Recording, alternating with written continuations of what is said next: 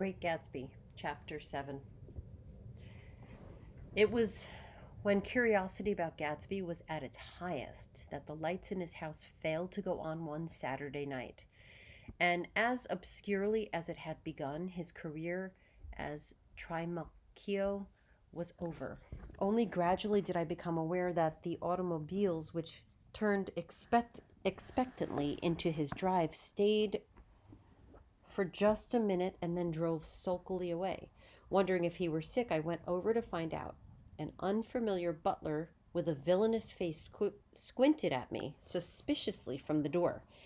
Is Mr. Gatsby sick? Nope. After a pause, he added, Sir, in a dilatory, grudging way. I hadn't seen him around and I was rather worried. Tell him Mr. Carroway came over? Who? He demanded rudely. Carroway. Carroway. All right, I'll tell him. Abruptly, he slammed the door. Mr. Finn informed me that Gatsby had dismissed every servant in his house a week ago and replaced them with half a dozen others, who never went into West Egg Village to be bribed by the tradesmen, but ordered moderate supplies over the telephone. The grocery boy reported that the kitchen looked like a pigsty, and the general opinion in the village was that the new people weren't servants at all. Next day, Gatsby called me on the phone. Going away? I inquired. No, old sport. I hear you fired all your servants. I wanted somebody who wouldn't gossip. Daisy comes over quite often in the afternoons. So the whole caravanserai had fallen in like a card house at the disapproval in her eyes. There's some people Wolfsheim wanted to do something for. They're all brothers and sisters. They used to run a small hotel. I see. He was calling up at Daisy's request. Would I come to lunch at her house tomorrow? Miss Baker would be there. Half an hour later, Daisy herself telephoned and seemed relieved to find that I was coming. Something was up, and yet I couldn't believe that they would choose this occasion for a scene, especially for the rather harrowing scene that Gatsby had outlined in the garden. The next day was broiling, almost the last, certainly the warmest of the summer. As my train emerged from the tunnel into sunlight, only the hot whistles of the National Biscuit Company broke the simmering hush at noon.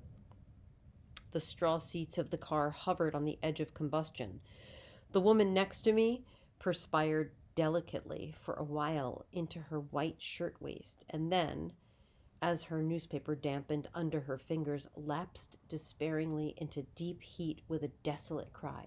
Her pocketbook slapped to the floor. Oh my, she gasped.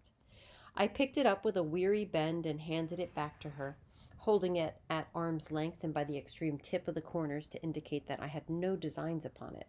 But everyone nearby, including the woman, suspected me just the same. Hot, said the conductor to familiar faces. Some weather. Hot, hot, hot. Is it hot enough for you? Is it hot? Is it? My commutation ticket came back to me with a dark stain from his hand.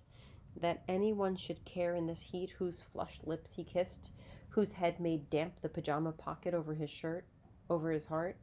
Through the hall of the Buchanan's house blew a faint wind, carrying the sound of the telephone bell out to Gadsby and me as we waited at the door. The master's body, roared the butler into the mouthpiece. I'm sorry, madam, but we can't furnish it. It's far too hot to touch this noon. What he really said was, yes, yes, I'll see.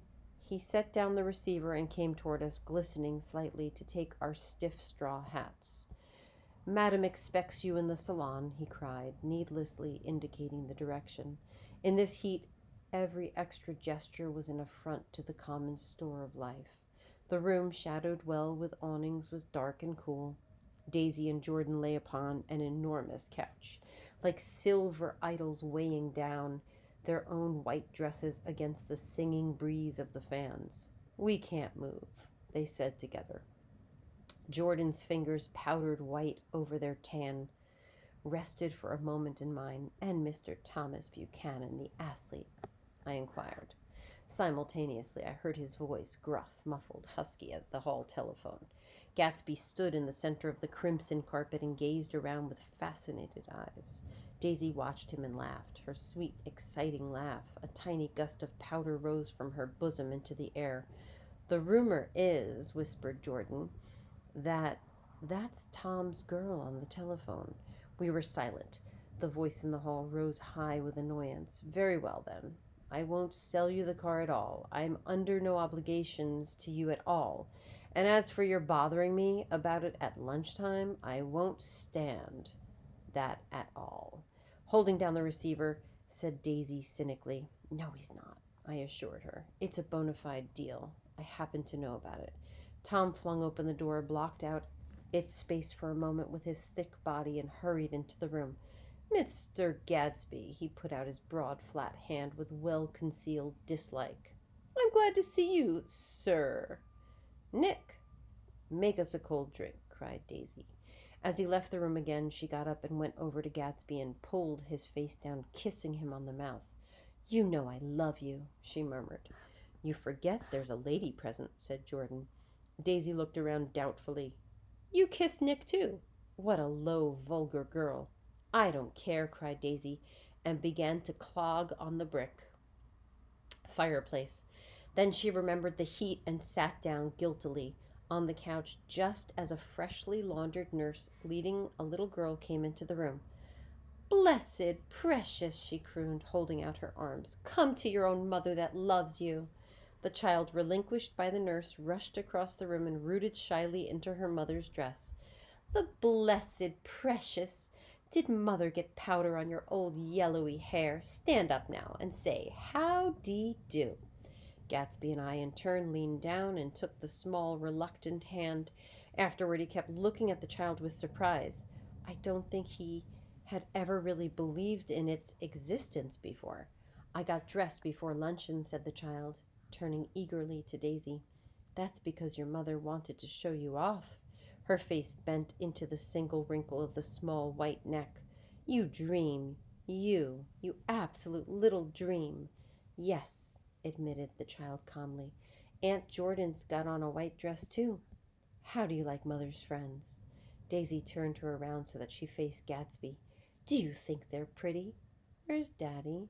"She doesn't look like her father," explained Daisy. "She looks like me. She got my hair and shape of the face." Daisy sat back on the couch. The nurse took a step forward and held out her hand. "Come, Pammy." "Goodbye, sweetheart." With a reluctant backward glance, the well-disciplined child held to her nurse's hand and was pulled out the door just as Tom came back, preceding 4 gin rickeys that clicked full of ice. Gatsby took up his drink. "They certainly look cool," he said with visible tension. We drank in long, greedy swallows. "I read somewhere that the sun's getting hotter every year," said Tom genially. "It seems that pretty soon the earth is going to fall into the sun. Or wait a minute.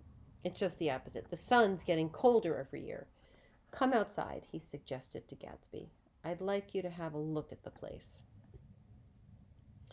I went with them out to the veranda on the green sound. Stagnant in the heat, one small sail crawled slowly toward the fresher sea.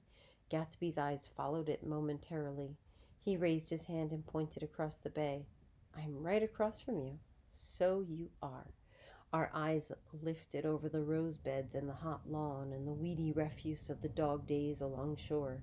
Slowly the white wings of the boat moved against the blue, cool limit of the sky.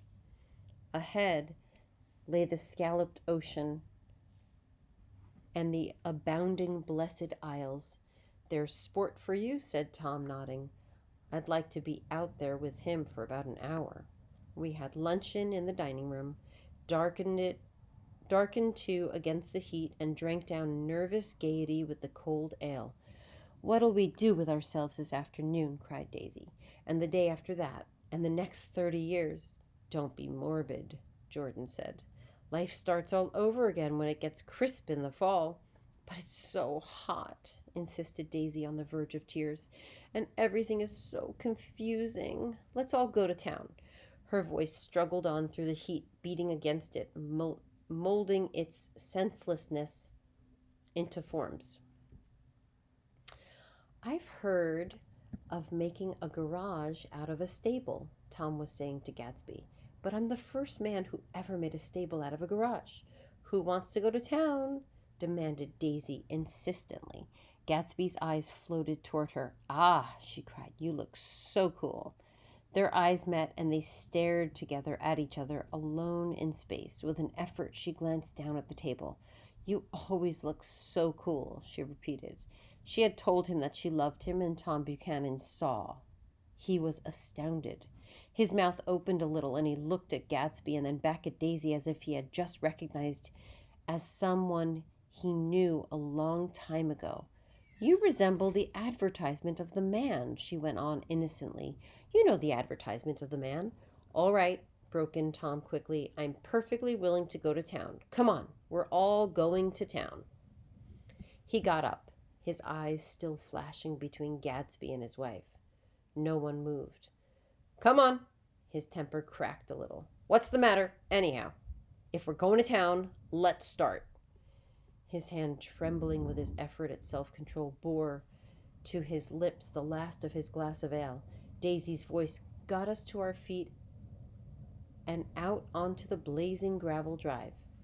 Are we just going to go? She objected. Like this? Aren't we going to let anyone smoke a cigarette first? Everybody smoked all through lunch. Oh, let's have fun, she begged him. It's too hot to fuss. He didn't answer.